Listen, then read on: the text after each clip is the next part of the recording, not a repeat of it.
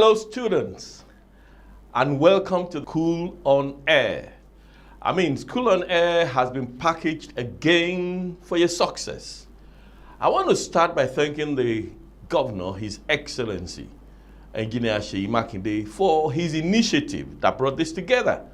Yes, we know that COVID-19 is raging and caused government to close the schools. But look, there are situations that work out for the best. Maybe the postponement of WAEC is to enable you students to do better, especially in Oyo State. We are expecting a better result from you. But it all depends on your attitude. This is something put together for you, but you have got to take advantage of what has been done to you. Now, our commissioner, Barrister Sunkomi Olaleye, has done fantastically well. He has gone through sleepless nights to make sure that what is happening now is happening. So please take advantage of it. Now, what we have put together for you, you've got to start from what we call assessment. There's a portal that Oyo State government has put together, oysgedu.ng. oysgedu.ng. Go to that portal. Go and register on that portal. Now, when you register on the portal, you will submit your name. And waiting for you are some assessment tests. You know, things to check you, to make you know where you're doing well and where you're not doing so well. You see, when you start with an assessment, then you know how to go about it. For convenience, we have broken every subject that you're going to go through on this series into components. And the components we'll be dealing with include 1. Citizenship. 2. We'll look at the organs of government. 3. We'll look at confederalism as a system of government. We'll also look at pre-colonial administration. We will also look at colonial administration in West Africa, that is colonialism. We'll look at constitutional development in Nigeria. And as you go along with us, more especially as you download the Lesson Teacher app from Google Store. What we are waiting for is that by the time you do your exam, you come out with A1s. See you on the other side. Bye. I'm glad to welcome you to another exciting time on School on Air. The subject on is government. Today we're starting another topic. We're looking at citizenship. What do we understand by citizenship? You have heard the word that someone will say, I'm a citizen of Nigeria. I'm a citizen of the United States. So what does it mean to be a citizen of a particular country? Citizenship is the status enjoyed by the nationals of a country, which entitles them to full legal, economic, social, and political rights. So the moment an individual is a citizen of a particular country, the person enjoys full legal rights. He enjoys full economic right. He enjoys full political right as far as that country is concerned. For instance, it implies that if someone is a citizen of Nigeria, he can aspire to contest into whatever elective office he desires. He could contest for the office of the president. He or she could contest to be elected as a senator, the governor, because he has full political right as far as Nigeria is concerned. Talking about full economic right, the person has the right to invest his money into whatever venture he desires, provided that the venture is legitimate. And then, talking about social right, the person has the right, if he's a citizen, to freely interact as far as his country is concerned. He has the right to choose his friends, to choose his association, to choose where he's going to live. He has that right. The Constitution gives him the opportunity to make a choice that is limitless, especially when his choices does not infringe on the fundamental human rights of other people. So that is who a citizen is. So a citizen is entitled to vote and to be voted for in his country. In the country that he comes from. He has the right to vote. He has the right to be voted for. He has the right to contest for election. He has the right to participate in the voting process by determining who the leaders, the political leaders in his country is going to be. Nobody has the right to take away his voting powers, and nobody has the right to prevent him from aspiring to contest into any form of political office he desires. So how then can the citizenship of a country be acquired? Because it's very expedient for us to understand that. Number one is what we call citizenship by birth. So anyone born in the country in which his parents are citizens automatically becomes a citizen of that country. If both parents, father and mother, are Nigerians, and the child is born in Nigeria, the child automatically takes up the citizenship of the parents. So anyone can claim the citizenship of his parents. So that's citizenship by birth. Then in many countries, anyone born in the country becomes a citizen. There are some countries that the moment the child is given birth to in that particular country, either the parents are from that country or not, the child can claim the citizenship of that particular country. That's another, still talking about citizenship by birth. Then we have honorary citizenship. That's another way through which citizenship can be acquired. An honorary citizenship is one on which the citizenship is conferred as a mark of honor on an individual, maybe as a result of the contribution of the individual to the socio-economic development of the country, or the impact that the person has made in different fields of life to facilitate the upliftment of mankind. Some countries may decide to confer honorary citizenship of their country on such individual as a mark of honor. But mind you, anyone who acquires citizenship through honorary means cannot participate in the voting process in that country. It's just a mark of honor to acknowledge the impact, positive impact that the fellow has made in terms of his own field of endeavor. But in this case, he will not be able to participate in the political process of that particular country. Then we have citizenship by naturalization. It is possible for an individual who is not a citizen of a country to demand that he becomes the citizen of a particular country. But there are certain criteria that must be met before that will be, that is going to happen. So we have seen foreigners acquiring the citizenship of another country. So what are some of the requirements that must be met before a foreigner can demand that he wants to become the citizenship of a particular country? Number one, the applicant must be an adult. So it's not a child who will demand or require that he wants to acquire the citizenship of a country. The person must be an adult.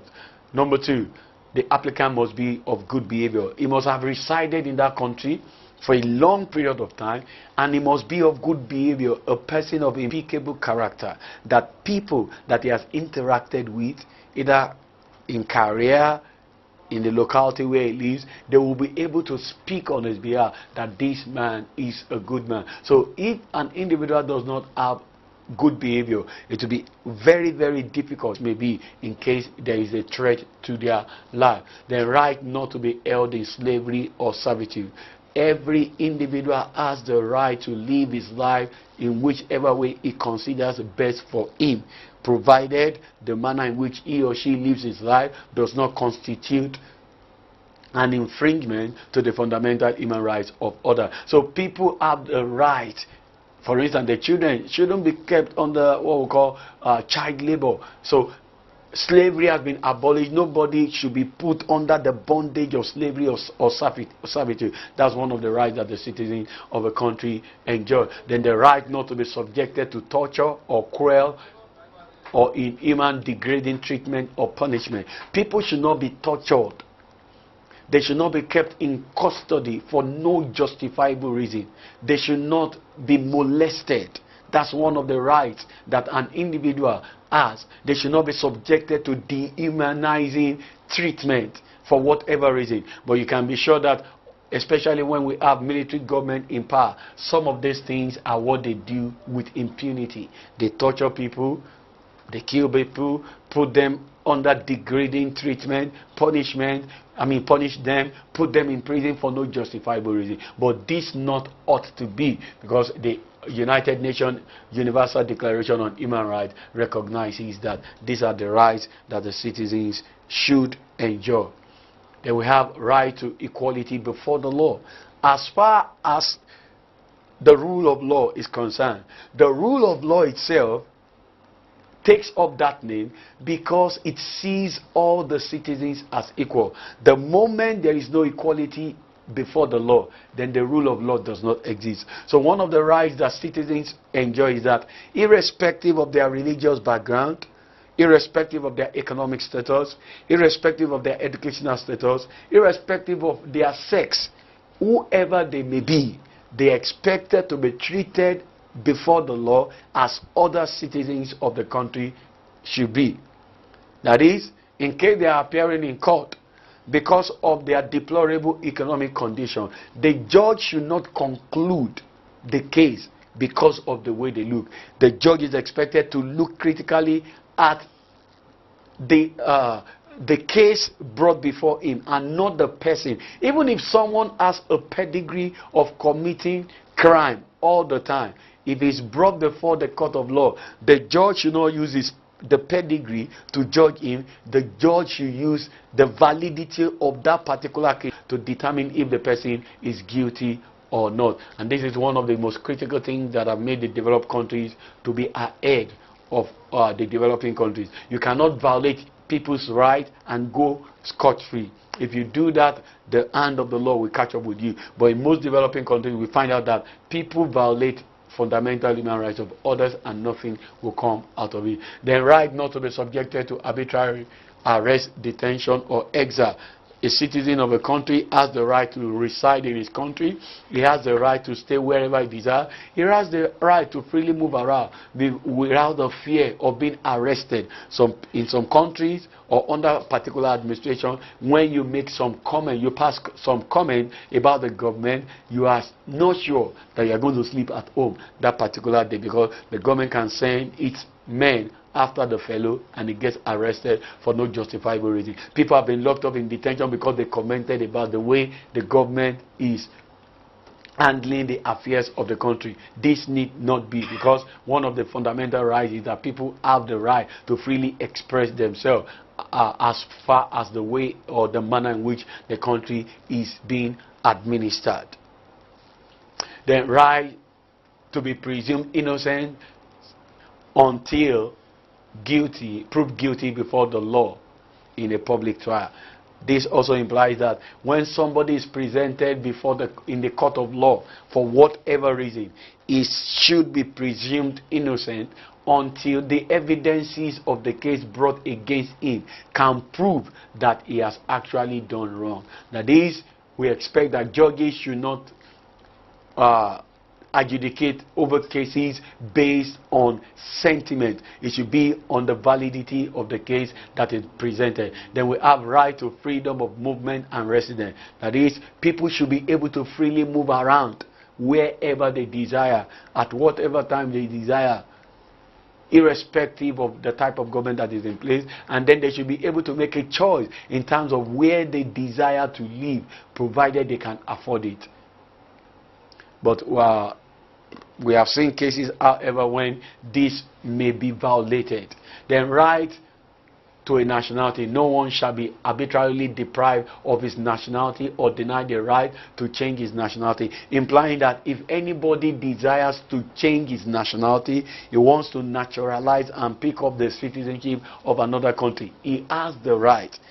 Nobody has the right to compel him to remain a citizen of a particular country. If a Cameroonian wants to become an Angolan by naturalizing, he has all the right in the world to do that. If a Nigerian wants to change his nationality to become an American, he has all the right to do that. Nobody has the right to force him to remain in Nigeria. It's a matter of choice.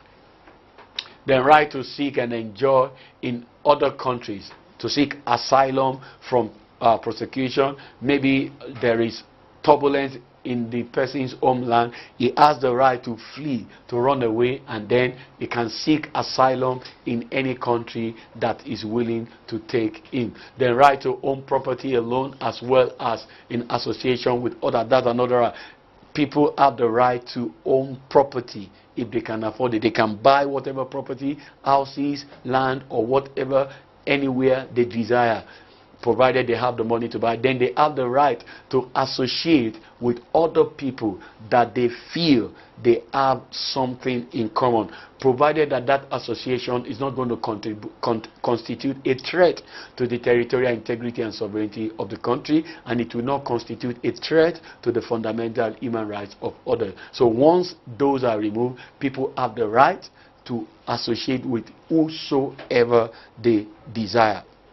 Then we have right to freedom of thought, conscience, and religion. They can practice whatever religion they desire. They may not even believe in anything. It's their business. You have no right to force your belief system on others. Then right to freedom of opinion and expression. That is, they can freely express themselves. So today we've been able to look at citizenship. We said it confers the opportunity on an individual to freely enjoy the full economic right, political right in a particular country, and we have looked at the manner in which citizenship can be acquired, and we also enumerated a lot of these rights that citizens of a country can enjoy according to the United Nations Human Rights Declaration. So as we come to the end of this episode, I would like to leave you with this assessment, and I do believe that with all that we have done today, you are adequately equipped with information to be able to tackle these questions. State 4 ways of acquiring citizenship, and 2, state 4 rights of a citizen. It's been another opportune time teaching government on air. Looking forward to seeing you in the next class. Have a wonderful day. I hope you enjoyed your lesson on citizenship, because my colleague did a wonderful job with that topic. You know, briefly, let me just remind us of what he said.